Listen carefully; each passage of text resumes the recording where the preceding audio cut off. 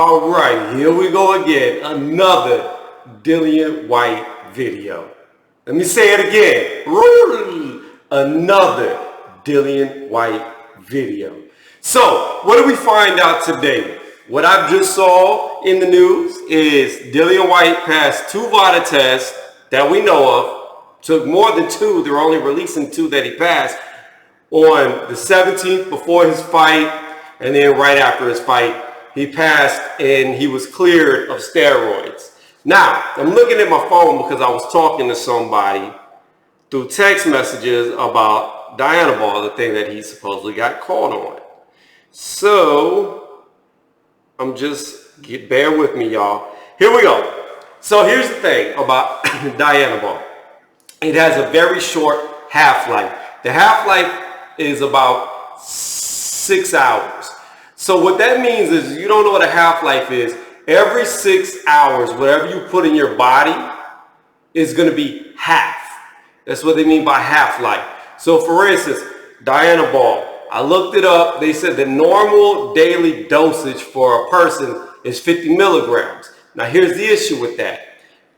When I was reading about Dianabol, people don't actually just take 50 milligrams, boom, that's it. They normally spread it out through the day. So it's very hard to do the half-life when they're constantly re-upping the milligrams to get to 50 milligrams. But what I did was I broke it down.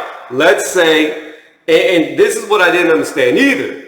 So the first reports were that he failed in July. Now it's coming out that he failed in June. So my initial thoughts were there's no way he would have passed VADA right then and been on steroids at the same time, taking 2 tests back to back. But now we find out this is actually a month prior to the fight. So that gives more leeway for him to have been doing it. Anyways, back to the point. So let's say on day 1 he took 50 milligrams, right?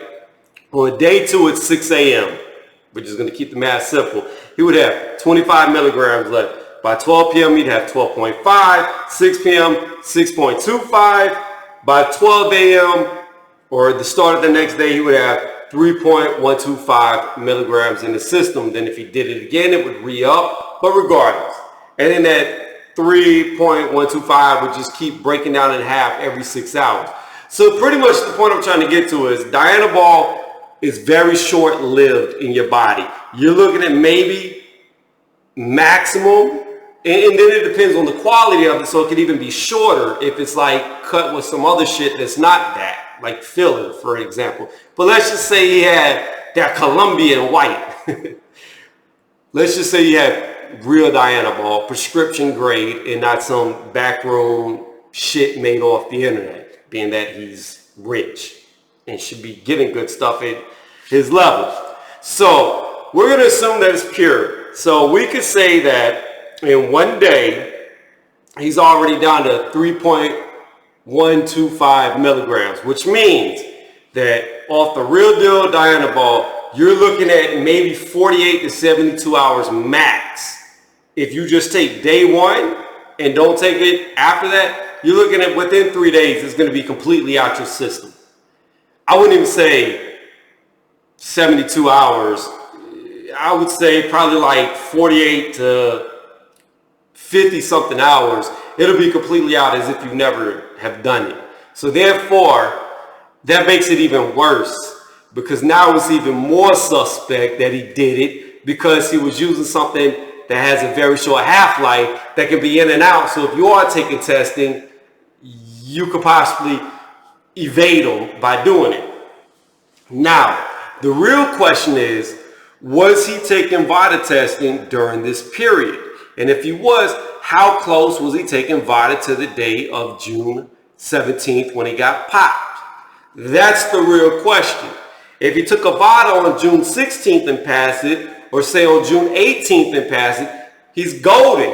If he took a VADA, say on June 15th, he's still golden. But if they say June 14th he passed, and they say June 20th he passed, then I'm going to say that doesn't prove shit, because that's that 3-day window where it would already be out of the system. So if he doesn't have a VADA testing within 48 hours of that test. So long story short, he needs it on the 15th, 16th. Well, no, I take that back. Yeah, 15th, 16th. Actually, I take that back.